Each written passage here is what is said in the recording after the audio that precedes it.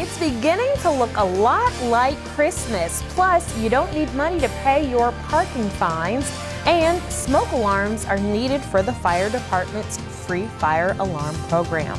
This and more up next on this week's edition of Lexington Now.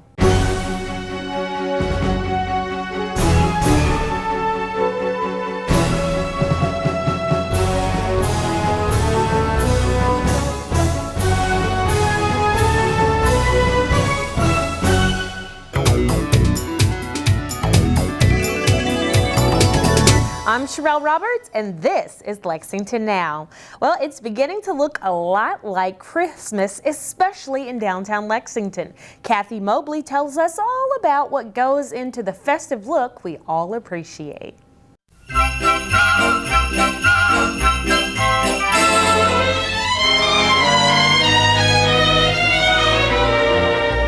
It's beginning to look a lot like Christmas everywhere you go. What we do is we put out a press release and we ask for trees. They need to be, of course, the Christmas tree variety. They need to be about 40 to 48 feet tall and nice and full, like this tree here. And so we can get lots of ornaments on it. And then we cut the tree down and haul it downtown and decorate it. We also do all of the lights and the trees on Main and Vine. We put garland and ribbon on all the poles, the double poles on Main Street and all the single poles on Vine Street. And so there's over 4,000 lights on the big Christmas tree in Triangle Park, and then Main and Vine have about 48,000 strands of lights between all the trees. We put boxes around the big tree to make it look festive, and it's usually a photo op. We have Santa's mailbox in 2 locations. One's at Phoenix Park and one's at Triangle Park.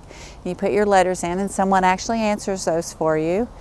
And the trees are lit in Phoenix Park, and then we decorate the front of the government center and inside the government center. So it's a long process. Everything is stored at one of the park facilities and we drag it all out. So if you came to our maintenance space, you would see nothing but Christmas decorations this time of year. We actually start in the middle of October, around October the 15th, and we start on Main Street putting lights in the trees. Now sometimes we'll leave them in and they just need to be reworked, but last year we took them all out, so this year they're getting all new strands. And we have actually found a different way to string them so that they don't have to come out. We're running them up the limb and back down instead of wrapping them, so there's no harm to the tree whatsoever. And we only change it, we'll only have to change those out now when they go bad. And then we run electric down into the tree wells, and those all are on timers and they come on throughout the season. And I usually have about 6 people down there. We rent the man lifts and we put 2 in each, and then I usually have someone who's running around on the ground to bring them supplies and stuff. And then at the 1st of November we'll add 2 or 3 people to start putting the garland and stuff on the poles, and it takes sometimes a week and a half, just depending on the weather. Now of course we can't work in the trees when it's raining, and we don't want people soaking wet playing with electricity, so we try not to do that. And then I usually ask for the list. Actually our Lex Call department compiles that list for me, and when we're ready to go find a tree, we put those in around the middle of November, so I like to start a couple of weeks before and go out looking for trees, and we look at every tree that people donate to see where it would fit best and if we can use it.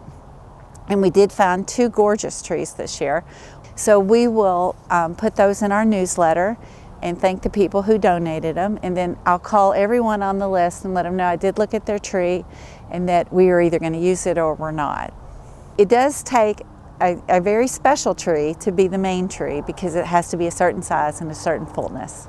The tree lighting ceremony is always the Friday after Thanksgiving, and then once that's all done and everything is lit and they're all on timers, then we go in and do the government center, and that takes about 3 days, and I use 5 to 6 people to do that. We just go in and put everything together, lay it all out and put it together, and you can come in there that first Monday after Thanksgiving and we will take over the whole first floor of the government center with our supplies. And if your tree wasn't selected this year, no worries, you can try again next time. We're told that sometimes all a tree needs to be perfect is a year or two to branch out. Well, if you're like many folks, you might have a downtown parking ticket, but don't worry, you can save your pennies because Lex Park is taking food for fines. It's all a part of helping God's Pantry fill up its shelves. Gary Means explains. Food for Fines just started this week, and we're going to run through December the 15th. That's a Friday. The way Food for Fines works here at Lex Park is you can bring in 10 cans of food and get $15 off any citation. And that means multiples, or say you have a $30 citation, you can bring in 2 sets of 10 to get the 30 covered. And we've had people come in with some of our more hefty citations and lug in a lot of cans, and we're happy to accept them. We work with God's Pantry. This is our 4th year doing this program and our 4th year working with God's Pantry. They're an awesome partner and they do great work in our community and all over the state, really. And so all of our donations go to them, and they come haul off barrels about every other day during this program. A little over 4 years ago, our staff was looking for a way to do something during the holidays and a way to give back.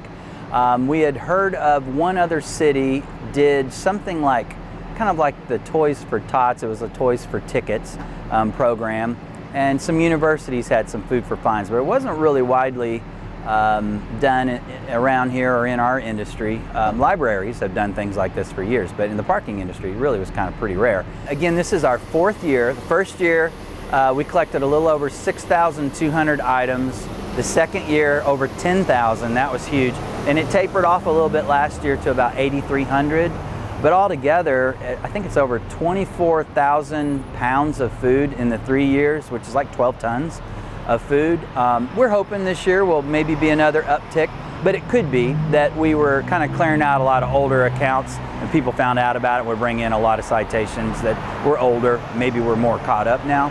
But you know, nevertheless, no matter what comes in, it's going to go to a good cause. So if you're not sure you have a citation, or maybe you want to check for a friend, you can go onto our site at lexpark.org and just enter, go to the button that says pay a citation. You won't have to pay anything, but that gets you into the program where you can enter your license plate or your friend's license plate and see if you have a violation, and that will let you know how much it's going to cost you, and then you can figure out how many cans you need to bring in. What's really been neat for us as Lex Park is we've been able to influence other communities with this program. We get phone calls from cities all over the United States. We've helped them out with how we rolled our program out. I even got a call from the mayor of Ocala, Florida, who wanted to do a program in their community. So it's been really neat knowing that we're making an impact here in Lexington, but then reaching further out to other communities as well. If you have any questions about the Lex Park Food for Fines program, you can look us up online at lexpark.org, or probably for more specific questions, just call Lex Park at 231-7275. For more information about how you can trade food for vines, visit lexpark.org. And coming up after the break, smoke alarms for those in need. We have more miles of running water than any state in the continental U.S. You may not know it, but all our streams catch water directly from storm sewers on our streets. When someone tosses a cigarette butt on Main, it could end up in Town Branch. Don't trash the bluegrass. Welcome to Your Health, starring Your Hands. On today's show, washing your hands. If people don't wash their hands often, especially when they're sick, they can spread germs directly to other people or onto surfaces that others touch. And before you know it, everyone has come down with something. It's important to wash your hands frequently with good soapy water. Here's some hand washing tips. Wash your hands after using the bathroom. Wash your hands after coughing or blowing your nose. Wash your hands before eating, serving, or preparing food. Wash your hands after playing with your pets or touching other animals. Wash your hands after outdoor activities. Wash your hands before and after visiting someone who's sick. Wash your hands when they get dirty. And wash your hands after changing those diapers. Thanks for watching Your Health, and remember, wash those hands frequently.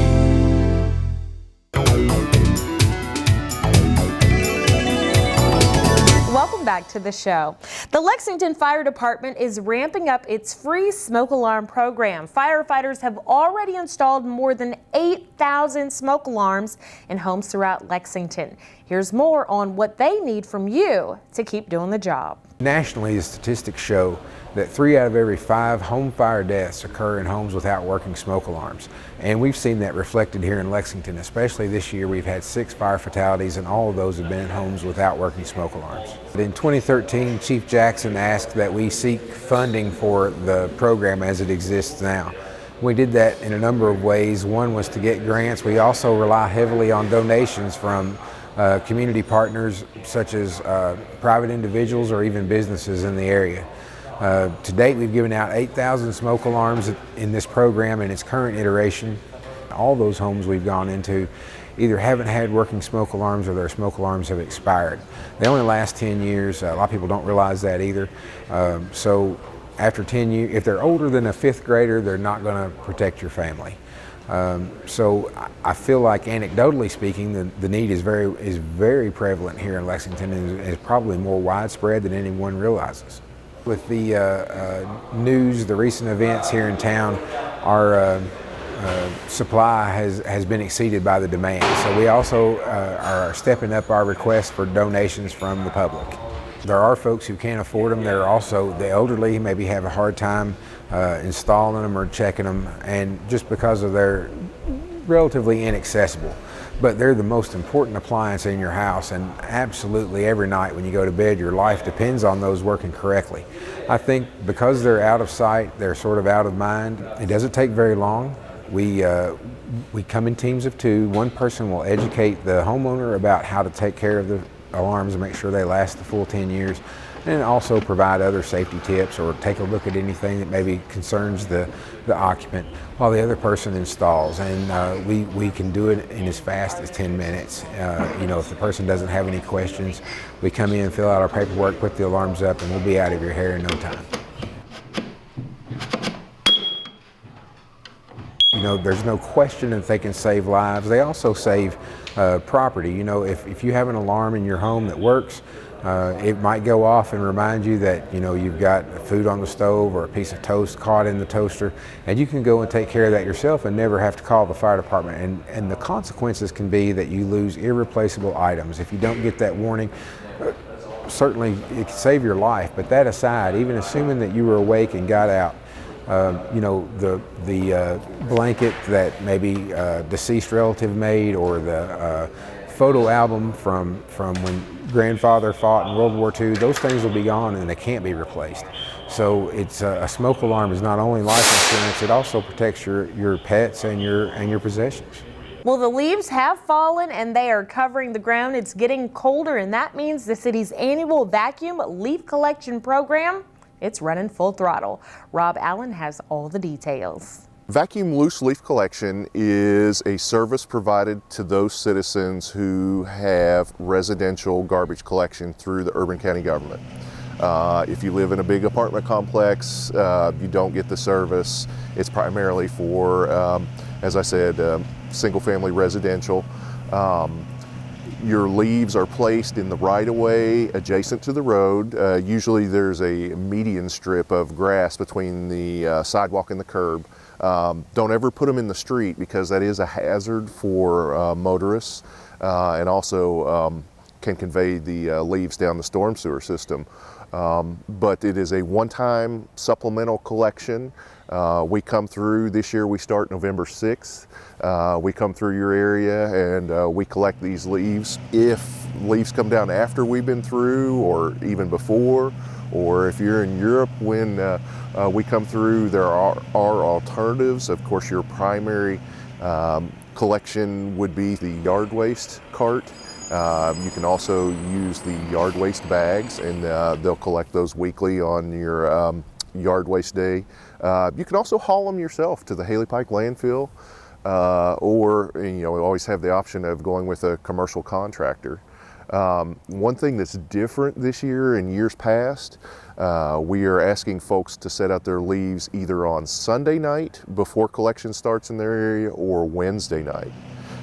This is to help people so their leaves don't sit out. If we tell you to put them out Sunday night and we don't get to you until Saturday, that's quite a while for the leaves to sit there wet on top of the grass or with the wind blowing or things like that. So the driver for that is people would go to lexingtonky.gov/leaves. There's an interactive map. You would type in your address and it'll tell you your collection date and when you set your leaves out. An alternative is you could call the good folks at LexCall 311. They'll walk you through the same process if you're not comfortable with that map. Please do not include any large sticks, trash, debris, dead critters. This could damage the equipment and injure the workers. So really it's just loose leaves, no bagged leaves, no paper bags, no plastic bags. Leaf drop is not, with the exception of ginkgo trees, it is a process, not a one-time event. So I mean, we actually started seeing leaves this year falling, late July, early August, depending on the species of tree, as you mentioned, like beech tree. Whereas you get into the later end with pear and some of your younger oaks that tend to hold their leaves longer. So hopefully we'll help folks out. And as I said, if it's not exact for your trees, you still have alternative disposal methods that are pretty efficient. And we keep that yard waste program going usually through the winter. Last year it went all winter long because of the mild weather. So. For more information about leaf collection, you can log on to the city's website, lexingtonky.gov. A downtown mainstay is celebrating 44 years as a part of Lexington's gastronomical landscape. I'm talking about alfalfa. We always say that alfalfa was local before local was cool. And I mean, it started out as a vegetarian-only restaurant 44 years ago, which is crazy that at that time you could pull that off and to still be around. It's the third oldest restaurant in Lexington, and it just is an institution. And we're thrilled that we were able to be the next stewards of such a great institution before it's time to pass it on to the next generation. My history with alfalfa goes back to the 80s when my mom would bring us to Lexington from Cynthiana to have lunch there, and she loved it. I mean, it was open in '73, and her memories go back to 1973 and going herself. I used to live across the street at Park Plaza, and as a young, budding restaurateur, late nights were very, very common, and hangovers were even more common. So, I would come over on Saturdays and Sundays and come to Alfalfa for brunch. And so, when it became available, it was a gut instinct of, Kevin, we have to talk about it. I mean, you said that we can't open a restaurant from scratch. You can't do that again. We don't have the time for it. What about this? It's already set up.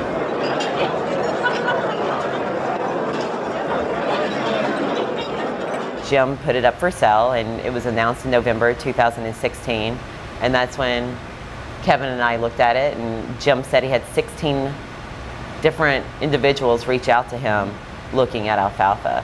But I think some wanted something that was going to be easier to run and wanted hands off. Well, Kevin and I don't know how to do anything hands off. We have to be hands on everything. So, I don't know, and here we are. So a few changes that we have coming hopefully soon are reopening on Mondays and Tuesdays, and then also having a grab and go breakfast.